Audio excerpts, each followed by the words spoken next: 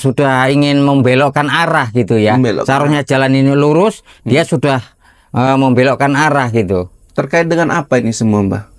Ya itu tadi. Karena kan sama ya, anak bupati, Kang Deddy, ini kan orang-orang politik, Mbak Ilo. Ya. Apakah apa ya, terkait dengan apa sebetulnya? Ya mereka ini yang sudah jelas ya. Mereka ini kalau saya lihat sih sudah kita bilang ya, sudah melindungi lah, kita bilang orang yang salah gitu, melindungi orang salah. Ada pertimbangan juga mungkin dari Kang Deddy ya, kalau saya ini bagaimana, kalau saya begini bagaimana mungkin ya. Iya, seperti itu. Oke.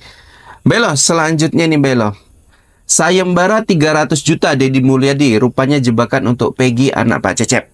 Seperti yang diketahui Belo, setelah tes DNA, si Peggy Cianjur bukan anak Pak Cecep, ya bukan anak bupati, Deddy Mulyadi menantang netizen. Saya akan memberikan 300 juta bagi siapa saja yang bisa membuktikan Peggy Cianjur adalah anak bupati atau bukan anak Pak Cecep. Menurut Mbak Ila itu bagaimana? Ya, kalau menurut saya sih itu bukan anak Pak Cecep ya. Kalau menurut saya sih, menurut apa saya. sih dasarnya? Karena ini satu suara dengan si Priska Indigo Melo. Dia menyatakan si Peggy Cianjur ini bukan anak Pak Cecep, walaupun tes DNA sudah mengatakan 99% anaknya Pak Cecep. Iya. 99% kan belum 100%. Walaupun 1% ya kita bilang ya, masih ada harapan untuk kita melihat keasliannya. Makanya di sini saya bilang, maka teslah sekali lagi di tempat yang berbeda. Apakah itu berani? Nah, disaksikan oleh kita bilang ya yang benar-benar orang yang yang kita bilang yang jujur lah, kita bilang ya, seperti jujur. itu. Oke, berarti dengan kata lain Bailot meragukan saat ini Deddy Mulyadi. Saya meragukan. Kenapa? Kang Deddy kan sangat baik Bailot. Ya kita pro bilang terhadap netizen malah. ya, tapi kalau menurut saya sih itu tidak cocok gitu ya, tidak sependapat gitu ya. Nah, seperti itu. Karena terburu-buru gitu ya, sedikit-sedikit tes DNA gitu ya. Padahal bukan yang pelaku aslinya sebenarnya yang mau diapai gitu ya. Seperti mereka ini untuk menghilangkan gitu. Biar supaya padahal hasilnya tidak seperti itu. Iya. Kalau hasilnya agak dikit berubah, bisalah jadi apa ya, netizen bisa mengurangi kecurigaannya gitu. Iya. Padahal netizen tetap yakin ya Belo. yakin sekali. Oke, selanjutnya Belo ya. Apakah arwah Vina Cirebon bisa diundang lagi selain memasuki tubuh Linda? Ya selama ini kita lihat Mbah, Linda ini jadi salah satu tubuh yang diperantarain. Jadi kerasukannya arwah Vina Cirebon. Nah, menurut Mbak Ilo, apakah arwah Vina Cirebon yang telah meninggal atau korimnya ini bisa memasuki tubuh lain? Dan kenapa sampai dengan detik ini pihak keluarga juga nggak pernah ada yang dirasukin ataupun orang-orang lain? Itu gimana? Ya begini ya, sebenarnya arwah itu kita bilang ya, selama mungkin belum ada 40 hari, mungkin masih di sekitar situ ya. Tapi kalau sudah berlarut apalagi sudah bertahun-tahun, mungkin agak sulit diundang ataupun dipanggil gitu ya. Nah, seperti ini kejadiannya kan, itu kan banyak yang tidak yakin ya. Itu kerasukan itu kan banyak yang mengatakan itu rekayasa. Bisa saja begitu. Oke, Bailo, saya mau nyambung pandangan Bailo tadi. Kalau masih 40 hari, masih mungkin lah ya korimnya tadi. Iya. Keluarga Vina, Bailo, termasuk kakaknya, itu meyakini Linda itu kerasukan arwah Vina Cirebon itu setelah pemakaman, nggak lama setelah Vina meninggal dunia, kurang dari sebulan lah kejadian itu. Dan keluarga meyakinin itu Vina, dari suaranya, dari nangisnya, ya itu Vina.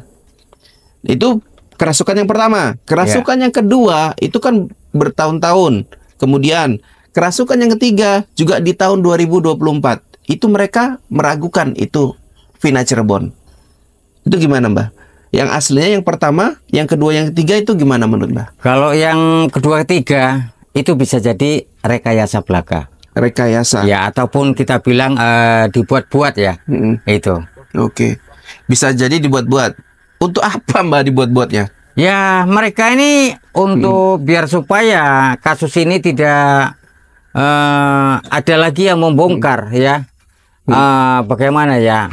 Kalau Linda kerasukannya dibuat-buat atau rekayasa, berarti dia secara sadar melihat kejadian itu dong, Mbak. Kan dia nyeritain yang di kejadian itu, Mbak, yang di lapangan. Ayo. Ya, bisa saja, ya. Tapi kan di belakang-belakang ini kan ada juga kerasukan ya. Nah, itu kan kerasukannya seperti beda sekali.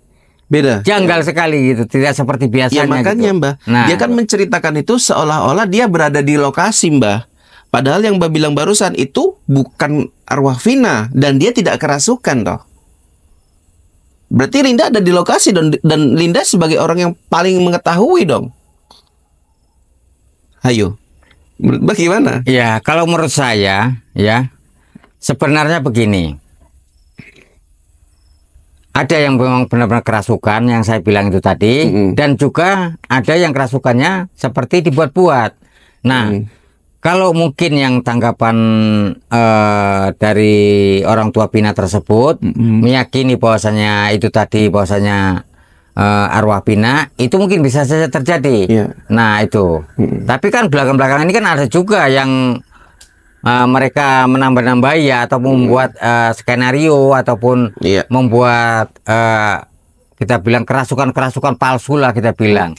Nah itu jadi kan itu terjadi sama sosok Linda, kerasukan palsu. Iya. Dan itu nggak seluruhnya, berarti yang tidak kedua seluruhnya, yang ketiga ya. Ada yang asli, ada yang tidak. Itu kalau yang saya rasakan. Oke Mbak Elo, mungkin yang mungkin dua terakhir ya. Bagaimana kondisi Corin Vina Cirebon yang disebut Linda telah berubah jadi mengerikan? Corin bisa berubah Mbak Elo. Kalau menurut pandangan Mbak Elo.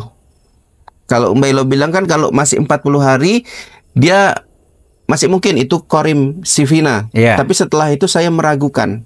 Kalau kerasukan bisa jadi itu rekayasa. Kemudian Linda di tahun 2024 ini bilang si Vina itu ada di samping saya selalu dan saya nggak mau lihat muka dia karena mukanya sudah mengerikan.